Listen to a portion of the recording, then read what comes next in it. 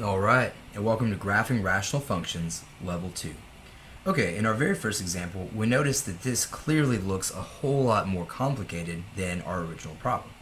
So we're going to take a look at this. F of x equals 3x squared. Everybody underline that right there in your notes, 3x squared. So notice anytime we have a leading coefficient, the first thing we want to ask is can we divide each term by that leading coefficient? So for instance, I can divide 3 by 3, but can I divide 9 by 3? Well, I can. And can I divide negative 12 by 3? And I can. So in that case, the first thing you always want to do when working with these problems is you want to factor it. So I'm going to actually factor out that 3. Of course, the bottom doesn't change. It's still x squared, plus x minus 2. Now when I divide all these things by 3, let's just write our coefficients. 3 divided by 3 is 1x squared. 9 divided by 3 is plus 3x. And negative 12 divided by 3 is negative 4. So at this point, I'll just go ahead and drop down one more time. So we now have f of x is equal to 3. And I'm just going to go ahead and split this. And I'll tell you what, let's use different colors here. So on the top, I'm going to split this up into two parentheses. And I know that to get to x squared, I have to do, of course, x times x. And I'm looking for two numbers that multiply to be negative 4 and add up to be positive 3. So let's say negative 4. And of course I can do positive 4 and negative 1. And that'll work. So plus 4 and minus 1. Okay. Now we know we want to break up the bottom. Let me go ahead and switch colors here. Switch it up just a little bit. And this x squared plus x minus 2 will actually give us, let's see here, x times x, of course. And when I split up this negative 2, well, I want it to add up to be a positive 1. So it looks like I could do a positive 2 and a negative 1. So x plus 2 and x minus 1. Now from here, you can literally do everything. I'm going to make one little addition, just so y'all know. When there's no number in front, it's like saying there's a 1. Perfect. Okay. Well, you always get your horizontal asymptote. So let me just kind of switch colors here. You get your horizontal asymptote by dividing the leading coefficients. So this would be my horizontal asymptote. And up here I can just say, hey, that's 3 divided by 1, which of course is 3. And you have to memorize that your horizontal asymptote is the y value. Okay, so on the y-axis we can go 1, 2, 3, put our point. Alright, and we call it the horizontal asymptote because it is in fact a horizontal line. Okay, perfect. Alright, now check this out. This next part is pretty interesting. What we say is that anytime we have two factors that are the same, those things cross out. I like to cross them out with a single line, and I'm going to write the word whole, and that's actually the thing that you always deal with last. So what are we actually looking at here? Well, what we're going to look at is actually going to be this x plus 2. Okay, so the factor that does not cancel out is actually going to be where you get your vertical asymptote. So I just said x plus 2 equal to 0. And of course x is equal to negative 2. Alright, so my vertical asymptote is at negative 2. I go to the left 1, 2, put my point, and I can draw my vertical line. Perfect. Now here's the trickiest part about all of this. You actually cannot tell if this is a positive or negative function just by looking at your coefficients. So what you have to do is you actually have to look at the x-intercept, and you find the x-intercept on the x-axis where y is equal to 0. Well, how do you do that?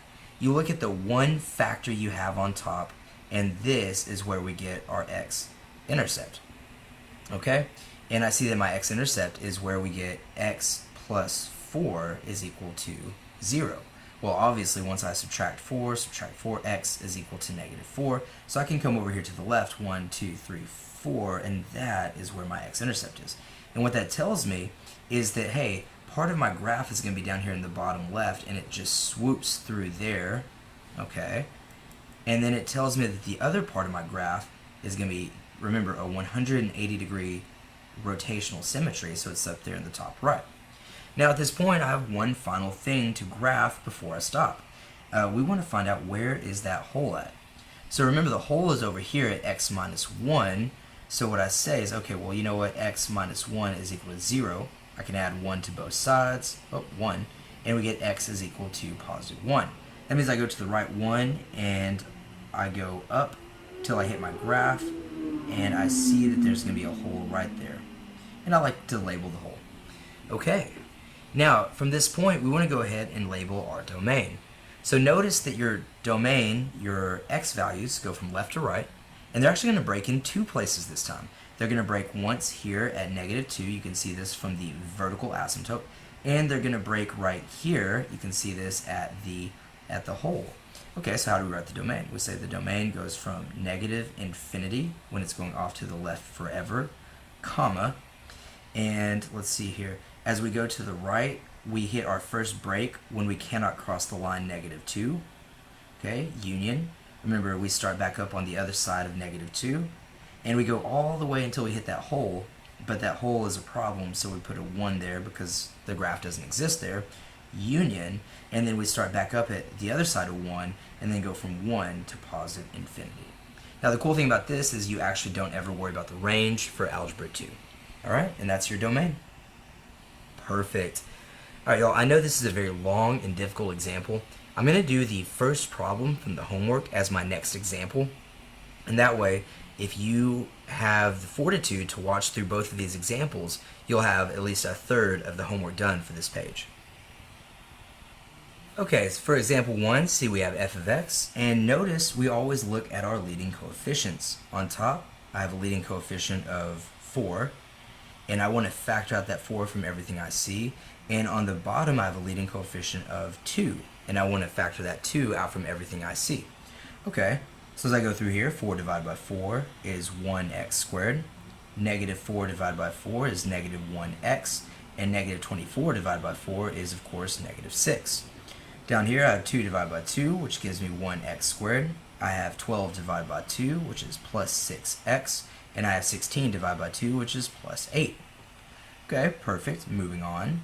Now let's do my second set of factoring, and let's go ahead and break this down just a little bit. So we have 4 over 2, and we're going to split up both of these into their factors. And let's tackle the top in this nice, very bright green. And let's see here. If we have -6, we're asking what two things does negative split up to be to add to be -1? And of course, I think the best thing here would be probably -3 and positive 2. Okay, now let's go ahead and take a look at the bottom. Split that up into a different value of blue. Perfect.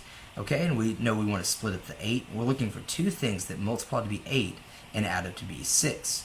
Well, in this case, that would be positive 2 and positive 4.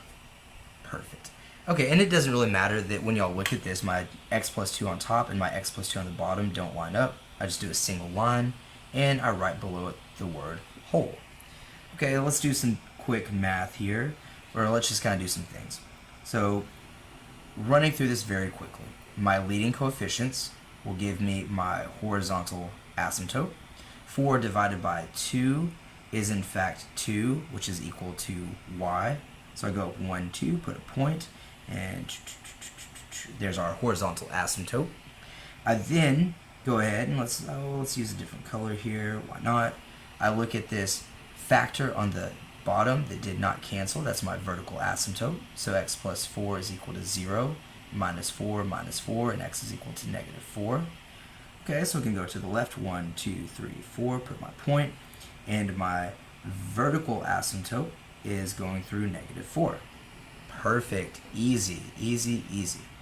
Okay, the next thing I see, switching back to this very vibrant green, we always, to find the x-intercept, we set y equal to 0, which means we are looking where the numerator is equal to 0. Alright, so that's my x-intercept. And I can say, you know what, x minus 3 is equal to 0, so plus 3, and x is equal to positive 3. So I can go to the origin and go to the right 1, 2, 3, which is right here. And by the way, notice this. If you had looked at positive 4 over 2, you might think this is a positive function. But no, you can't tell if it's positive or negative until you find the x-intercept. Alright, looks something like that, which means it has 180-degree rotational symmetry, looks something like that. And the last thing we need to find, of course, is the hole in the graph. So I set this x plus 2 equal to 0, minus 2, and x is equal to -2, which is where the hole is. So I go to the left 2, and I go down until I hit my graph. And I really want y'all to get in the habit of writing the word whole. And this really helps us out with the domain. So we see that our domain is going to the left forever and ever to negative infinity, comma. As it goes to the right, we get stuck on this dashed line at x is negative 4. Union, remember you pick up down here to negative 4, comma, and when we hit that hole at negative 2, our graph breaks again, union, and then we're in the clear from all the way from negative 2 to infinity. Alright, I hope that this helps. I could probably guess I went a little too fast for some of you. I would encourage you to pause the video, finish taking your notes, and I'll catch y'all in our level 3 video.